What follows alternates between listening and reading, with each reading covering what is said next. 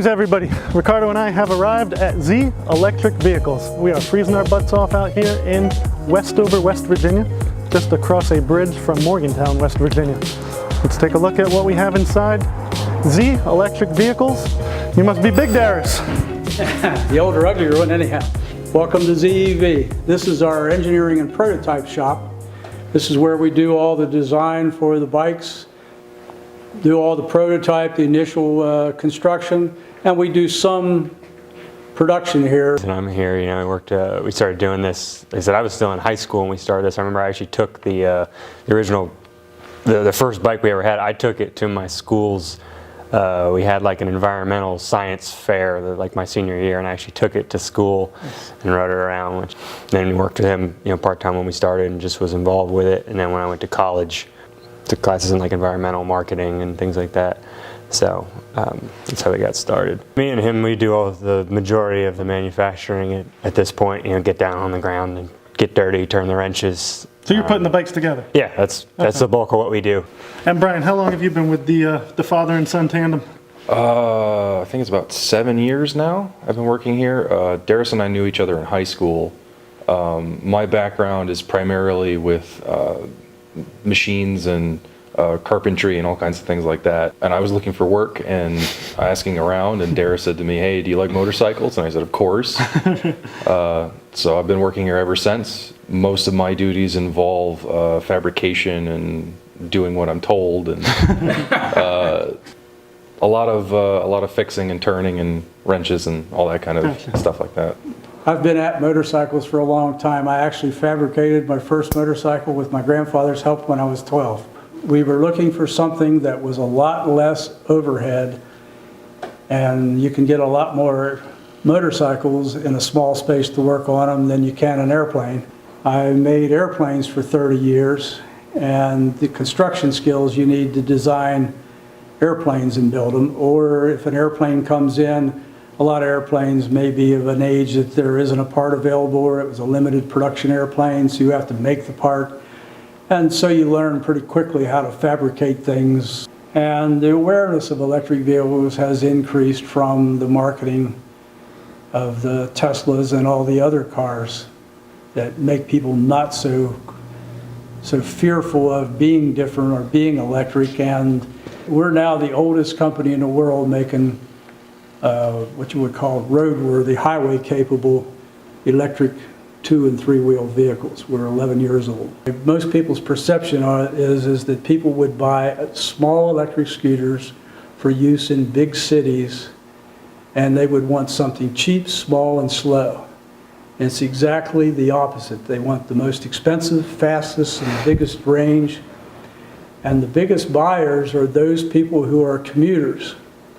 And what people have discovered is they can buy an electric, say one of these big bikes like this yellow bike behind you, that's got a full body fairing on it. You don't get wet riding in the rain.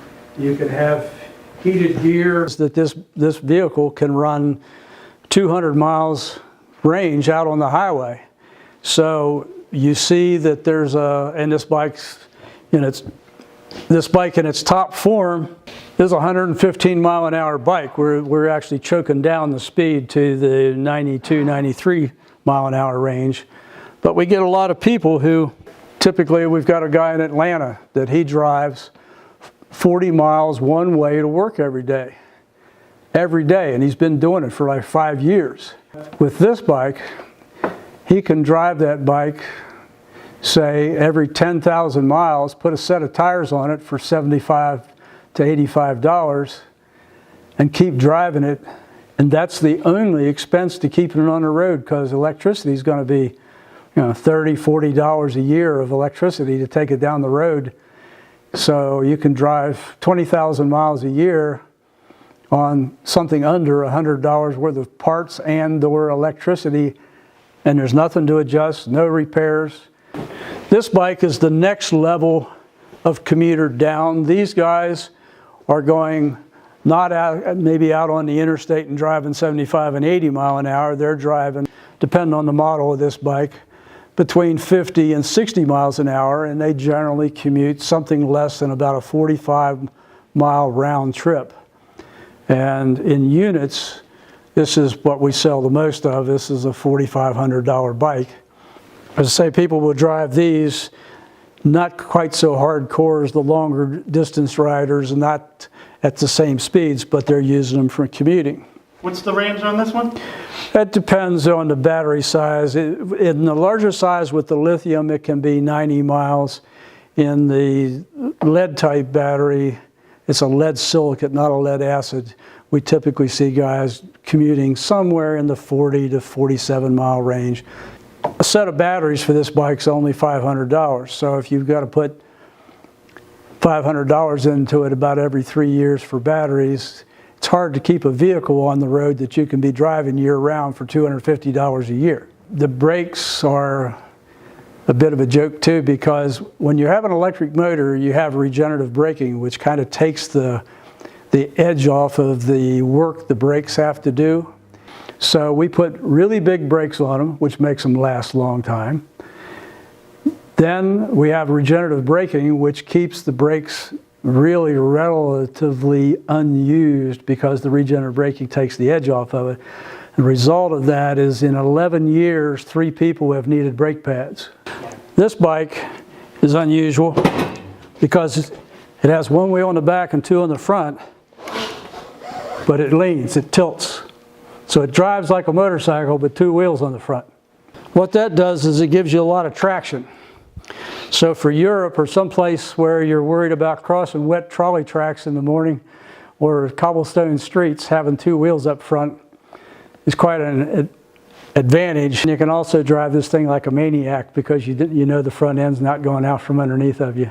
This is a hub motor. The motor is built inside of the wheel. There's no chain or belts. And that's part of the reason these are so efficient compared to something that does use a chain or a belt. There's no free lunch. Chains and belts cost efficiency. So the motor actually sits still inside the motor, inside the wheel, and the magnetic forces propel the rim around the wheel. So if you turn this on, you'll see. So this is like the Econ Mode, which is a soft low power. You get out and you want to drive faster. We have a second power mode, which is the standard. And the noise you're hearing is what this makes at 80 miles an hour going down the highway. That's as loud as it gets. The bike has reverse. Well, I've been riding motorcycles 30 years and I never had reverse. We've had this style bike available for a year, but this is the newer bike with a bigger battery in it for longer range and a little higher top speed.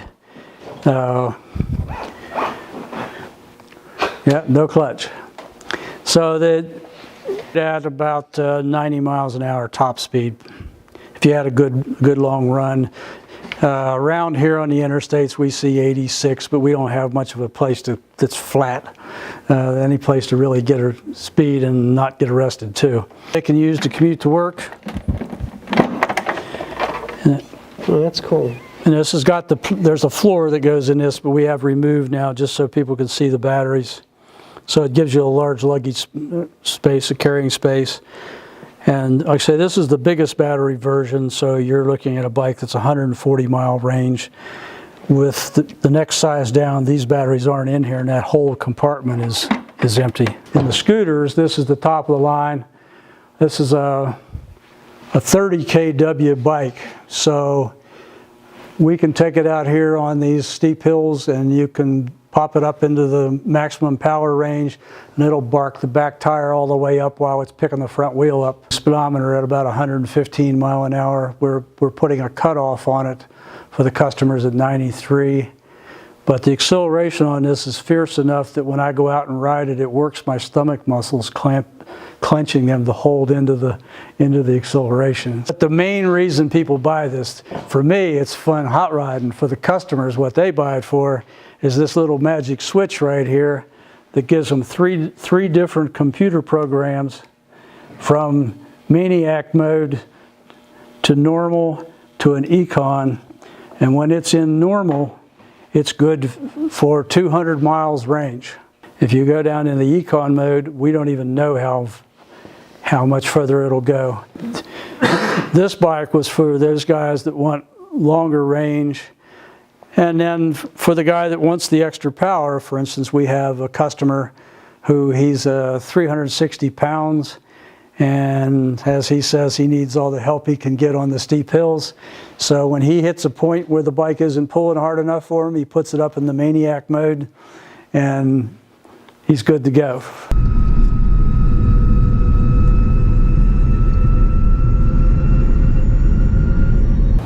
Yeah, so this is by far, our most popular, as far as just people love to look at it. It's a lot to the elderly that have lost their license, but they live in like these retirement communities. Oh yeah, this could be big in That's Winter Park, That's Florida. where we're seeing the most sales currently. The villages.